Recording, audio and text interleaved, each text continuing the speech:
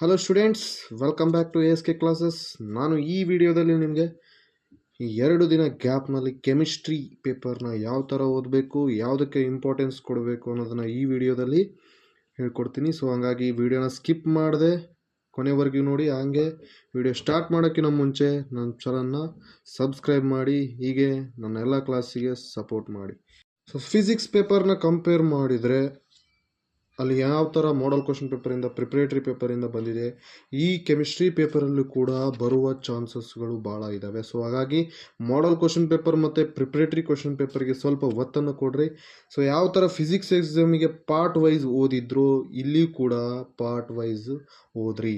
First ಪಾರ್ಟಲ್ಲಿ, second part, third part, fourth part ಎಲ್ಲ ಪಾರ್ಟುಗಳಿಗೂ ಈಕ್ವಲ್ ಇಂಪಾರ್ಟೆನ್ಸ್ ಕೊಟ್ಟರೆ ನಿಮಗೆ ಒಳ್ಳೆ ಸ್ಕೋರ್ ಕೆಮಿಸ್ಟ್ರಿಲಿ ಕೂಡ ಮಾಡ್ತೀರಿ. ಸೊ ಫಸ್ಟ್ ಫಿಸಿಕ್ಸಲ್ಲಿ ಯಾವ ಥರ ಫಸ್ಟ್ ಲಾಸ್ಟ್ ಪಾರ್ಟಿಂದ ಸೆಲೆಕ್ಟ್ ಮಾಡ್ಕೊಂಡು ಓದಿದ್ರು, ಇಲ್ಲಿನೂ ಅದೇ ಥರ ಮಾಡಿರಿ. ಪಾರ್ಟ್ ಡಿ ಇಂದ ಫಸ್ಟ್ ನಿಮ್ಮ ಪ್ರಿಪ್ರೇಷನ್ನ ಸ್ಟಾರ್ಟ್ ಮಾಡಿರಿ.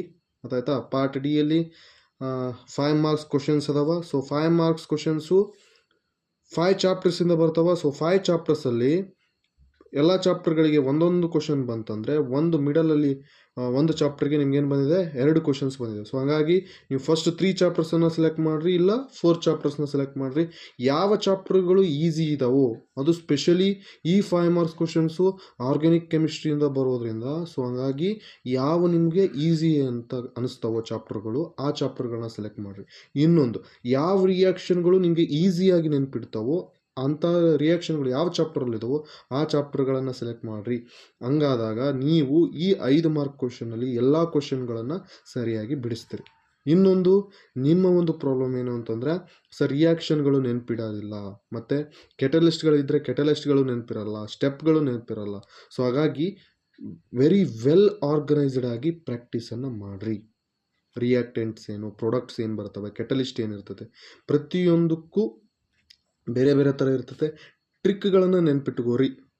ಫಾರ್ ಎಕ್ಸಾಂಪಲ್, ಯಾವುದೋ ಒಂದು ರಿಯಾಕ್ಷನ್ನಲ್ಲಿ ಯಾವುದೋ ಒಂದು ಬಾಂಡ್ ಮಿಸ್ ಆಗ್ತಾ ಇರ್ತದೆ, ಬೇರೆ ಬಾಂಡ್ ಬರುತ್ತೆ, ಅಥವಾ ಒಂದು ಎಲಿಮೆಂಟ್ ಹೋಗಿ ಇನ್ನೊಂದು ಎಲಿಮೆಂಟು, ಅಥವಾ ಒಂದು ಈಗ ಫಾರ್ ಎಕ್ಸಾಂಪಲ್ ಕಾರ್ಬನ್ ಹೋಗಿ ಹೈಡ್ರೋಜನ್ ಬರ್ತಿರುತ್ತೆ, ಹೈಡ್ರೋಜನ್ ಹೋಗಿ ಕಾರ್ಬನ್ ಬರ್ತಿರುತ್ತೆ. ಏನು ಹೋಗುತ್ತೆ ಏನು ಬರುತ್ತೆ ಅನ್ನೋದನ್ನು ಕ್ಲಿಯರಾಗಿ ನೋಡ್ಕೋರಿ. ಕೆಟಲಿಸ್ಟ್ ಏನು ಯೂಸ್ ಮಾಡ್ತೀವಿ ಅನ್ನೋದನ್ನು ಕ್ಲಿಯರಾಗಿ ನೋಡ್ಕೋರಿ. ಈ ಥರ ಕ್ಲಿಯರ್ ಕಟ್ಟಾಗಿ ಪ್ರಾಕ್ಟೀಸ್ ಮಾಡಿದರೆ ನಿಮಗೆ ರಿಯಾಕ್ಷನ್ಗಳು ನೆನಪಿರ್ತವೆ. ಇನ್ನೊಂದು, ರಿಯಾಕ್ಷನ್ನು ಮತ್ತು ಅದಕ್ಕೆ ಬರೆಯುವಂತಹ ರೈಟಿಂಗ್ ಪಾಠ ಎರಡನ್ನೂ ಬಾಯಾಟ ಹೊಡಿಯೋಕ್ಕೆ ಹೋಗಬೇಡ್ರಿ. ನೀವು ಫಸ್ಟು ರಿಯಾಕ್ಷನ್ಗಳನ್ನು ಕರೆಕ್ಟಾಗಿ ಪ್ರಾಕ್ಟೀಸ್ ಮಾಡಿ ಪಕ್ಕಾಗ್ರಿ. ಕರೆಕ್ಟಾಗಿ ಪ್ರಾಕ್ಟೀಸ್ ಮಾಡೋದಂದ್ರೆ ಹೇಗೆ ಅಂತಂದರೆ, ಈಗ ಒಂದು ಚಾಪ್ಟರ್ ಸೆಲೆಕ್ಟ್ ಮಾಡಿ ಅದರಲ್ಲಿರುವಂಥ ರಿಯಾಕ್ಷನ್ಗಳನ್ನ ನೀವು ಪ್ರಾಕ್ಟೀಸ್ ಮಾಡ್ತಾ ಇದ್ದೀರಿ ಅಂತಂತಂದರೆ, ಆ ಒಂದು ರಿಯಾಕ್ಷನ್ನು ನಿಮಗೆ ಪಕ್ಕಾ ಆಗುತ್ತದೆ, ನೆಕ್ಸ್ಟ್ ಕಡೆಗೆ ಹೋಗೋಕ್ಕೆ ಹೋಗ್ಬೇಡ್ರಿ. ಈಗ ಆಲ್ರೆಡಿ ನೀವು preparatory exam model question paper ಬಿಡಿಸಿರ್ತೀರಿ, ಪ್ರಿಪರೇಟರಿ ಎಕ್ಸಾಮ್ ಬರೆದಿರ್ತೀರಿ, ಎಲ್ಲದಕ್ಕೂ ಪ್ರಿಪೇರ್ ಆಗೇ ಇರ್ತೀರಿ. ಸೊ ಸ್ವಲ್ಪ ಎಫರ್ಟ್ಸ್ ಹಾಕಿದರೆ ನಿಮಗೆ ಕ್ಲಿಯರಾಗಿ ಎಲ್ಲ ರಿಯಾಕ್ಷನ್ಗಳು ನೆನಪಿರ್ತವೆ. ಸ್ವಲ್ಪ ಪ್ರಾಕ್ಟೀಸ್ ಮಾಡಿ, ನೋಡಿ ಪ್ರಾಕ್ಟೀಸ್ ಮಾಡಬಾರ್ದು, ನೋಡಲಾರ್ದೆ ಬರೀರಿ. ಆವಾಗ ನಿಮಗೆ ಎಷ್ಟು ಸಲ ಪ್ರಾಕ್ಟೀಸ್ ಮಾಡ್ತಿರಲ್ಲ ಅಷ್ಟು ನಿಮಗೆ ಟ್ರಿಕ್ ಗೊತ್ತಾಗುತ್ತೆ. ನೆನಪಿರೋವುಗಳನ್ನು, ಅಂದರೆ ಯಾವ್ಯಾವ ನೆನಪಿರ್ತಾವ ಅಂತ ಅನಿಸ್ತಾವಲ್ಲ ನಿಮ್ಗೆ, ಅವುಗಳನ್ನು ನೆನಪಿಟ್ಕೊಳೋ ಒಂದು ಇದಕ್ಕೆ ಹೋಗ್ಬಾರ್ರಿ. ಯಾವ ನಿಮ್ಗೆ ಕಷ್ಟ ಕೊಡ್ತವೆ, ಯಾವ ನಿಮಗೆ ನೆನಪಿರೋದಿಲ್ಲ ಅಂತಹ ರಿಯಾಕ್ಷನ್ಗಳನ್ನು ಕರೆಕ್ಟಾಗಿ ಓದ್ರಿ. ಇದು ಪಾರ್ಟ್ ಡಿಯಲ್ಲಿ ಬರುವಂಥ 5 ಮಾರ್ಕ್ಸ್ ಕ್ವಶನಿಗೆ ಆಯಿತು. ಇದೇ ನಿಮಗೆ ಸ್ವಲ್ಪ ಹೆವಿ ಆಗುತ್ತೆ ಅನಿಸುತ್ತೆ. ಸೊ ಇದಕ್ಕೆ ಸ್ವಲ್ಪ ಜಾಸ್ತಿ ಟೈಮ್ ಕೊಟ್ಟು ಚೆನ್ನಾಗಿ ಪ್ರಿಪೇರ್ ಆಗ್ರಿ. ಅದಾದ ಮೇಲೆ ಪಾರ್ಟ್ ಸಿ. ಸೊ ಪಾರ್ಟ್ ಸಿಯಲ್ಲಿ ನಿಮಗೆ 3 ಮಾರ್ಕ್ಸ್ ಕ್ವಶನ್ಸ್ ಅದಾವೆ. ಎಲ್ಲ ಕ್ವಶನ್ಗಳು ಕೂಡ ಫಿಸಿಕಲ್ ಕೆಮಿಸ್ಟ್ರಿಯಿಂದನೇ ಬರ್ತವೆ. ಐ ಥಿಂಕ್ ಫಿಸಿಕಲ್ ಕೆಮಿಸ್ಟ್ರಿಯಿಂದೇ ಬರ್ತವೆ. ಸೊ ಹಾಗಾಗಿ ಒಳ್ಳೆ ಚಾಪ್ಟರ್ಸ್ಗಳು, first 3 chapters, I think first 3 ಚಾಪ್ಟರ್ಗಳನ್ನ ಸೆಲೆಕ್ಟ್ ಮಾಡಿರಿ. Almost near to 9 to 10 questions ಅಲ್ಲೇ ಬರ್ತಾವೆ. ಹಾಗಾಗಿ ಫಸ್ಟ್ 3 ಚಾಪ್ಟರ್ಸ್ಗಳನ್ನ ಸೆಲೆಕ್ಟ್ ಮಾಡಿ ಕ್ಲಿಯರಾಗಿ ಕಂಪ್ಲೀಟಾಗಿ ಎಲ್ಲ ಟಾಪಿಕ್ನ ಕರೆಕ್ಟಾಗಿ ಓದ್ರಿ. ಇವನ್ ದೋ ಅಷ್ಟೇ ಅಲ್ಲದೆ ಏನು ಮಾಡಿರಿ, ಮಾಡಲ್ ಕ್ವಶನ್ ಪೇಪರಲ್ಲಿ ಏನು ಬಂದಿದ್ದಾವೆ, ಪ್ರಿಪ್ರೇಟರಿ ಕ್ವಶನ್ ಪೇಪರಲ್ಲಿ ಏನು ಬಂದಿದ್ದಾವೆ ಅವುಗಳಕ್ಕೆ ಜಾಸ್ತಿ ಒತ್ತು ಕೊಡ್ರಿ. ಅಗೇನ್ ಆ್ಯಂಡ್ ಅಗೇನ್ ನಾನು ಇದನ್ನ ಯಾಕೆ ಹೇಳ್ತಾ ಇದ್ದೀನಿ ಅಂತಂದರೆ, ನಂಬರ್ ಆಫ್ ಕ್ವಶನ್ಸ್ ಅವುಗಳಿಂದನೇ ಬರ್ತಾ ಇದ್ದಾವೆ. ಹಂಗಾಗಿ ಸ್ವಲ್ಪ ಅವುಗಳಿಗೆ ಒತ್ತನ್ನು ಕೊಡ್ರಿ.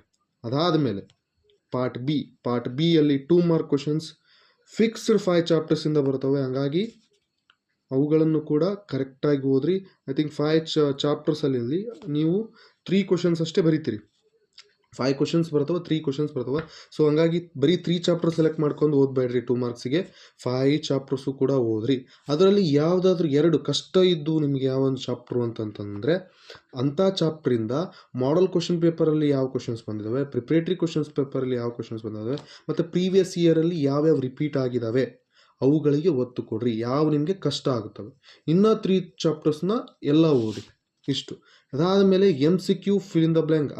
ನಿಮ್ಮ ಸ್ಕೋರ್ಗೆ ಹೆಲ್ಪ್ ಮಾಡುವಂಥ ಸೆಕ್ಷನ್ ಯಾವುದು ಅಂತಂದರೆ ಅದು MCQ ಮತ್ತು fill in the blank. So ಇವುಗಳನ್ನು ಕರೆಕ್ಟಾಗಿ ಓದ್ರಿ. ಏನನ್ನು ಓದಬೇಕು? Concentrate on important definitions, important reactions, important notes. ಆಯ್ತಾ? ಅಂದರೆ ನೋಟುಗಳು. ಅದಾದ ಮೇಲೆ ಎಲ್ಲವನ್ನು ಕ್ಲಿಯರ್ ಆ್ಯಂಡ್ ಕಟ್ಟಾಗಿ ಓದಿ ನೆನಪಲ್ಲಿ ಇಟ್ಕೊಳ್ರಿ. ಸೊ ಇಷ್ಟು ಮಾಡಿದರೆ ನೀವು MCQನು ಕ್ಲಿಯರ್ ಮಾಡ್ಬೋದು. ಯಾಕಂತಂದರೆ ನೀವು MCQನ ಓದಬೇಕಾದ್ರೆ ಗಡಿಬಿಡಿ ಮಾಡಿ ಭಯಪಟ್ಟು ಬೇರೆ ಆಪ್ಷನ್ಗಳನ್ನು ಆಯ್ಕೆ ಬರೋ ಚಾನ್ಸಸ್ ಇದೆ. ಸೊ ನಿಮಗೆ ಕ್ಲಿಯರಾಗಿ ಒಂದು ಎಕ್ಸಾಂಪಲ್ ಕೊಡ್ತೀನಿ. ಇವತ್ತಿನ physics paper fill in the ಬ್ಲ್ಯಾಂಕಲ್ಲಿ ಯಾವ ಥರ ಕೊಟ್ಟಿದ್ದಾರೆ ಅಂತಂದರೆ ಆಪ್ಷನ್ಸು ಮೇಲ್ಗಡೆ ನೀವು ಕೆಳಗಡೆಯಿಂದ ಹೋದರೆ ಅಂದರೆ last question fill in the blank last 20th ಕ್ವಶನಿಂದ ಹೋದರೆ ನಿಮ್ಮ ಮೇಲ್ಗಡೆಯಲ್ಲಿ ಬಂದಿರುವಂತಹ ಆನ್ಸರ್ಸು ಕೆಳಗಡೆಯಿಂದ ಕ್ವಶನ್ಸ್ಗಳಿಗೆ ಅಪ್ಲೈ ಹಾಕ್ಕಂತ ಹೋಗ್ತವೆ. ಈ ಥರ ಟ್ರಿಕ್ ನಿಮ್ಗೆ ಯಾವಾಗ ಗೊತ್ತಾಗ್ತದೆ ಆನ್ಸರ್ಗಳು ಕರೆಕ್ಟಾಗಿ ಗೊತ್ತಿದ್ರೆ ಮಾತ್ರ. ಬಟ್ ಇದು ಕೆಮಿಸ್ಟ್ರಿಯಲ್ಲೂ ಕೂಡ ಹಾಗೆ ಆಗುತ್ತಂತ ನಾನು ಹೇಳಕ್ಕೆ ಹೋಗೋದಿಲ್ಲ. ಇದೊಂದು ಫಿಸಿಕ್ಸ್ ಪೇಪರಲ್ಲಿ ಚೆನ್ನಾಗಿ ಕೊಟ್ಟಿದ್ರು. ಮಿಡಲಲ್ಲಿ ಒಂದು ಕ್ವಶನ್ ಬಿಟ್ಟರೆ ಉಳಿದಿದ್ದೆಲ್ಲ ಸೀರಿಯಲ್ ಕೊಟ್ಟಿದ್ರು. ಇದೊಂದು ಫಿಸಿಕ್ಸಲ್ಲಿ ಅಪ್ಲೈ ಆಗಿದೆ, ಬಟ್ ಕೆಮಿಸ್ಟ್ರಿಯಲ್ಲಿ ಆಗುತ್ತೋ ಇಲ್ಲ ಅಂತ ಗೊತ್ತಿಲ್ಲ.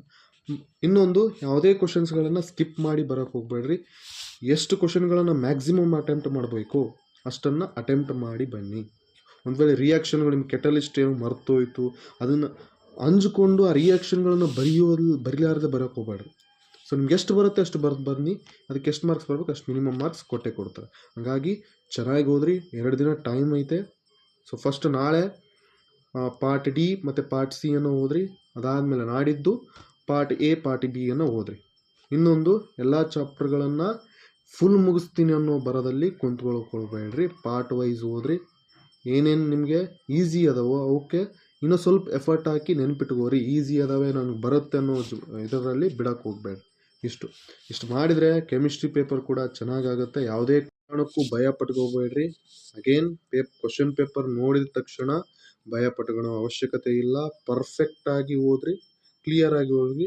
ಮತ್ತು ಇನ್ನೊಂದು ಮೇನ್ ಪಾಯಿಂಟ್, ಕೆಮಿಸ್ಟ್ರಿಯಲ್ಲಿ ಸ್ವಲ್ಪ ನಿಮ್ಮ ಟೈಮನ್ನು ಜಾಸ್ತಿ ಆರ್ಗ್ಯಾನಿಕ್ ಕೆಮಿಸ್ಟ್ರಿ ಕಡೆ ಕೊಡ್ರಿ. ಸ್ವಲ್ಪ ಜಾಸ್ತಿ ಪ್ರಿಫರೆನ್ಸ್ ಕೊಟ್ಟು ಇಂಪಾರ್ಟೆಂಟ್ ಕ್ವಶನ್ಸ್ಗಳು ಯಾವುದವೋ ಅವುಗಳನ್ನು ಜಾಸ್ತಿ ಒತ್ತು ಕೊಟ್ಟು, ನಾನು ಫಿಸಿಕ್ಸ್ ಪೇಪರ್ನ ಅನಾಲಿಸಿಸ್ ಮಾಡಿ ಹೇಳ್ತಾ ಇದ್ದೀನಿ. ನಾನು 48 ಮಾರ್ಕ್ಸು ಬರೀ ಪ್ರಿಪ್ರೇಟ್ರಿ ಮತ್ತು ಮಾಡಲ್ ಕ್ವಶನ್ ಪೇಪರಿಂದ ಬಂದಿದ್ದಾವೆ ಅಂತ ಅಷ್ಟೇ ಹೇಳಿನಿ. ಬಟ್ ಉಳಿದಿದ್ದ ಎಲ್ಲ ಕ್ವಶನ್ಸ್ಗಳು ಕೂಡ ಯಾವ್ಯಾವ ಉಳ್ಕೊಂಡಿರೋ ಕ್ವಶನ್ಸ್ಗಳು ಅವು ಪ್ರೀವಿಯಸ್ ಇಯರ್ ಕ್ವಶನ್ ಪೇಪರಿಂದ ಬಂದಿದ್ದು ಅದಾವೆ. ಹಾಗಾಗಿ ಇಂಪಾರ್ಟೆಂಟ್ ಕ್ವಶನ್ಸ್ ಯಾವುದಾವ ಅವನ್ನ ಚೆನ್ನಾಗಿ ಓದಿ, ಚೆನ್ನಾಗಿ ಸೆಲೆಕ್ಟ್ ಮಾಡಿಕೊಂಡು ಚೆನ್ನಾಗಿ ಓದಿ. ಅರ್ಥ ಆಯ್ತಾ? ಸೊ ಟೈಮನ್ನು ಕೊಡ್ರಿ. So don't waste your time. ಇನ್ನೊಂದು, ಫಿಸಿಕ್ಸ್ ಎಕ್ಸಾಮ್ ಹೇಗೆ ಆಗಿರಲಿ, ಗೊತ್ತಾಯ್ತಾ, ನಿಮ್ಮ ಮಾರ್ಕ್ಸ್ ಬಂದಿರಲಿ, ಎಲ್ಲೇನೋ ಸಿಂಪಲ್ ಸಿಲ್ಲಿ ಮಿಸ್ಟೇಕ್ ಮಾಡಿ ಮಾರ್ಕ್ಸ್ಗಳು ಕಳ್ಕೊಂಡೋಗಿರಲಿ, ಬಟ್ ಅದ್ರ ಬಗ್ಗೆ ಯೋಚನೆ ಮಾಡೋಕೆ ಹೋಗಬೇಡಿ. ಯಾಕಂದರೆ ಕಾಲ ಮುಂಚೋಗೈತೆ. ಬರೆದಿರಿ, ಎಲ್ಲ ಆಗಿದೆ. ಫಸ್ಟ್ ಫಿಸಿಕ್ಸೇ ಇದ್ದರಿಂದ ಸ್ವಲ್ಪ ಮಿಸ್ಟೇಕ್ಗಳು ಮಾಡಿರ್ತೀರಿ. ಸೊ ಹೊಟ್ಟೆಗೆ ಹಾಕ್ಯರಿ. So next 3 paper main chemistry, maths, biology, ಗೊತ್ತಾಯ್ತಾ, ನಿಮ್ಮ ಸ್ಕೋರನ್ನು ಬೂಸ್ಟ್ ಮಾಡ್ತವೆ. ಹಾಗಾಗಿ ಎಲ್ಲದರಲ್ಲೂ ಕೂಡ ಒಳ್ಳೆ ಸ್ಕೋರ್ಗಳನ್ನು ಮಾಡಬೇಕಂದ್ರೆ ಎಲ್ಲ ಸಬ್ಜೆಕ್ಟಿಗೂ ಅದರೇ ಆದಂಥ ಪ್ರಿಫರೆನ್ಸ್ ಕೊಡ್ರಿ. ಹಾಗಾಗಿ ಚೆನ್ನಾಗಿ ಓದ್ರಿ. ಗೊತ್ತಾಯ್ತಾ? ಚೆನ್ನಾಗಿ ಓದ್ರಿ, ಚೆನ್ನಾಗಿ ಬರೀರಿ. All the best. Do well, prepare well, manage your time proper. Okay, see you in next video. Bye bye guys.